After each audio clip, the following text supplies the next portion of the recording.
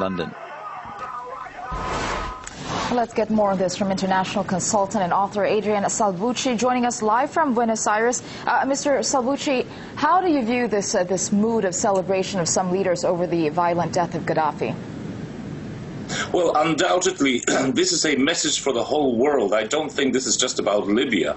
We are seeing how, I think Hillary Clinton, Secretary of State of the United States, expressed it very clearly on CBS News when she said, "We came, we saw, he died, and then started laughing." This is a message to the world of how this new world order model actually works.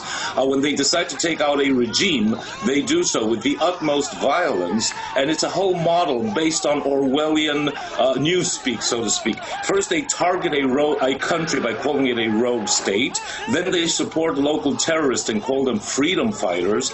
Then they rain death and destruction upon civilians and they call it UN sanctions.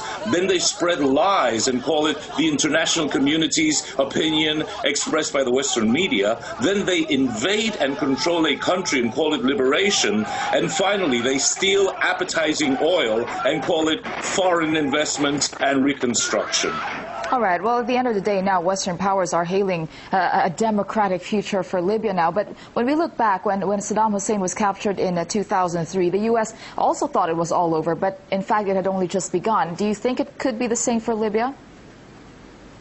Absolutely, and it's going to be even worse. Let's not forget that Saddam Hussein, his country was invaded and destroyed with over 1.5 million people dead because in November 2002, only 6 months earlier, he had decided to sell his oil in euros and not in dollars. And I think one of the reasons why Gaddafi his country of Libya has been invaded and he has been killed is because he had planned to introduce the gold dinar as a golden currency that could very easily have become a major currency, at least in North Africa and in the oil market. Don't forget, Libya has the 9th largest oil reserve in the world and the main oil reserve in all of Africa. So I think this definitely smells of oil, definitely smells of greed on the part of Western companies as Exxon, British Petroleum, and Total. And they are just using this newspeak, as I say, to try to justify that they have supported the worst terrorists, probably because in the White House, at the Palais Élysée in France,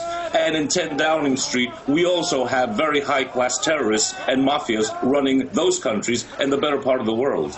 All right, and another worry that has been voiced by several people in the run-up to what's happening right now is sectarian violence. If Libya does turn into an uncontrollable zone of this sectarian violence, who will be held accountable and who should be held accountable?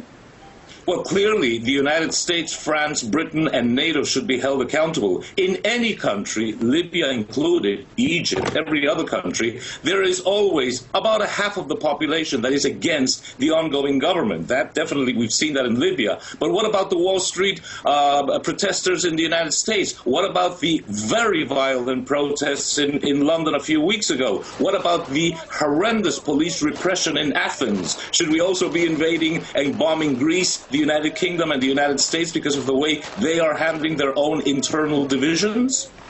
Okay, and just very quickly, I mean, you did mention it earlier, but just a quick answer to this. Do you think the rebel-assisted victory in Libya will mark the end of NATO's interest in the country? Definitely not. This is just the beginning. This is part of global regime change. And I would say orange alert for Venezuela, in my region, for Bolivia and for Ecuador, and definitely red alert for Syria and for Iran. This is the kind of democracy that the United States, Britain, and France want for the whole world. All right. Thanks very much for your thoughts there, international consultant and author Adrian Salbuchi. Thank you.